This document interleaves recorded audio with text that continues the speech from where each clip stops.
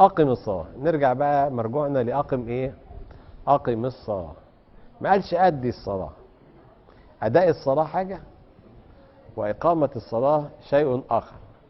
أداء الصلاة إنك تؤدي الأركان القولية والفعلية، ده اسمه أداء الإيه؟ الأركان القولية اللي هي الفاتحة، تكبيرة الإحرام وقراءة الفاتحة والتسليم. والفعلية معروفة بقى: القيام لتكبيرة الإحرام، القيام للفاتحة، الركوع من وقوف، الرفع من الركوع، السجود. دي اسمها الأركان الإيه؟ الفعلية. عملت الحاجات دي تبقى أنت أديت الصلاة. في بقى أركان مش كده بقى، اللي هي أداء، اللي هي بقى إقامة أقم. في ركن قلبي اللي هو النية. ركن قلبي اللي هو إيه؟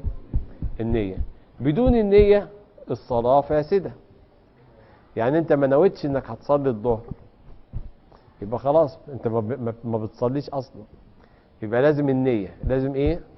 والنية محلها الإيه؟ القلب. ركن أساسي النية. بس في ركن بقى اسمه ركن الأركان، ركن الإيه؟ وهو الإخلاص. وهو إيه بقى؟ الإخلاص. والإخلاص ده ركن من أركان الروح، من أركان إيه؟ وهو الركن الركين في الروح. وذلك ربنا يقول لك إيه؟ أقم وجهك للدين حنيفة. أقم، فأقم وجهك للدين إيه؟ أقم وجهك للدين القيم، فأقم وجهك للدين حنيفا. أخلص. فنقول لك أقم يبقى إيه؟ أخلص. الإخلاص ده صعب جدا. يعني أنت وقفت كده على سجادة الصلاة، نويت صلاة الصبح، خلاص كده، استنى شوية بقى.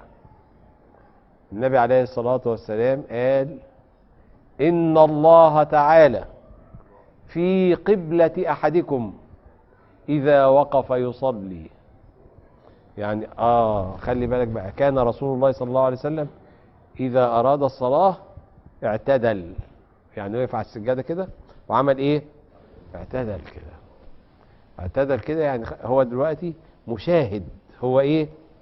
مشاهد. مشاهد يشاهد الله خارجا من قبلته. امال انت هتصلي لمين؟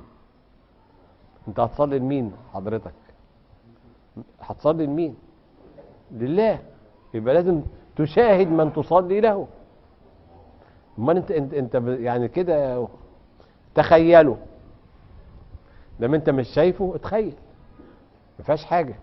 فان لم تكن تراه اتخيله كانك تراه. دي لازم مهمه جدا جدا تتخيل. لو تخيلت كويس يبقى انت اسمك مخلص. اسمك ايه؟ مخلص.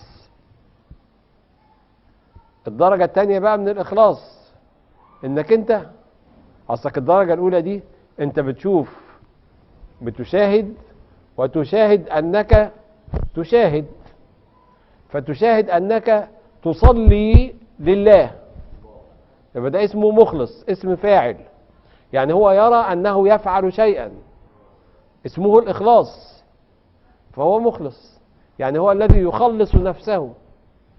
إنما المخلص هو الذي يخلصه الله.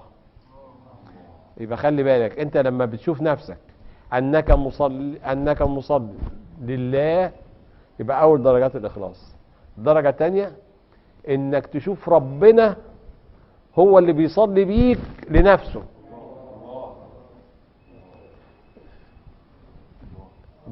دي الدرجه الثانيه. برضو كده انت لسه مخلص، انت لسه ايه؟ الدرجه الثالثه انك ما تشوفش نفسك، ترى أن الله يصلي بنفسه لنفسه، وانت فين؟ ولا حاجة. أين أنت؟ أنا لا شيء. أنا إيه؟ لا شيء. حينئذ أنت مخلص، لقد خلصك الله. صلي بقى.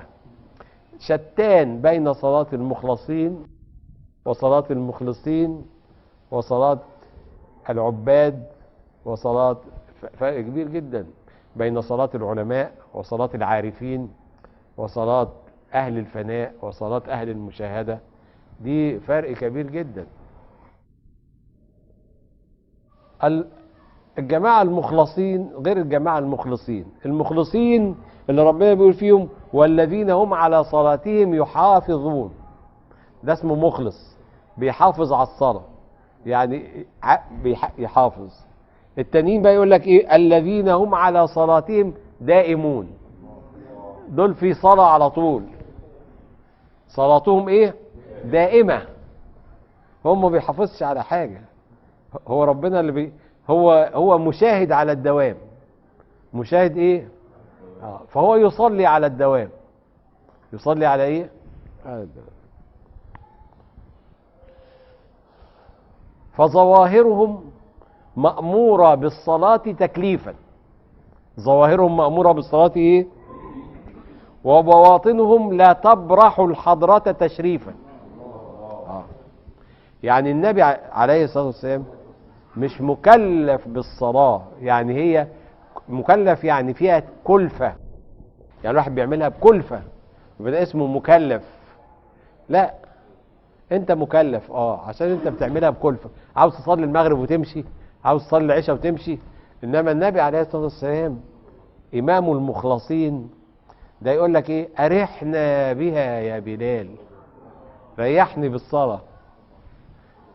يقول لك وجعلت قرة عيني في الصلاة. يعني اهل الاخلاص اللي هم المخلصين تجد ان قرة اعينهم هي الصلاة، وان راحتهم في الصلاة، وبره الصلاة ده ما فيش حاجة. فدول اهل الايه؟ المخلصين. ما تفتكرش المخلصين بقى. خلينا مع المخلصين. المخلص ده اول ما يقف كده عشان يصلي كده، خلاص لا دنيا ولا اخره ولا ايه، ولا نار ولا حسنات ولا سيئات ولا كعبة ولا ملائكة ولا ارض ولا سماوات ولا اي حاجه ولا نفسه. خلاص هو مش انوار الله كسفت كل شيء. ما هو النور لما يطلع، ما انت اول ما تطلع انت دلوقتي هتصلي اهو. انت دلوقتي يعني ايه مخلص؟ يعني انت الان في درجة الصفر بين انوار الجمال ونيران الجلال. بين ايه؟ انت بقى في الصفر بينهم كده. الاخلاص بقى ان انوار الجمال تطغى على نيران الايه؟ بس فتغيب عن الوجود بمشاهدة مين؟ المعبود. تغيب عن الوجود بمشاهدة الايه؟ ويزداد الله لك ظهورا وتستحيل نارك نورا. خلاص انت دلوقتي بقى مش في مرحلة الوعيد والوعد والحاجات دي، مش في مرحلة ولا القريب ولا البعيد. انت دلوقتي لا في القرب ولا في البعد ولا في مفيش حاجة. انت دلوقتي انت ولا حاجة، انت في درجة الايه دي بقى؟ اسمها اقم الصلاة. يبقى اول بقى ما تقف عشان تقيم الصلاة تعرف انك داخل في حضرة خطيرة. مش اي صلاة كده وخلاص، لا، الصلاة دي حاجة عظيمة جدا.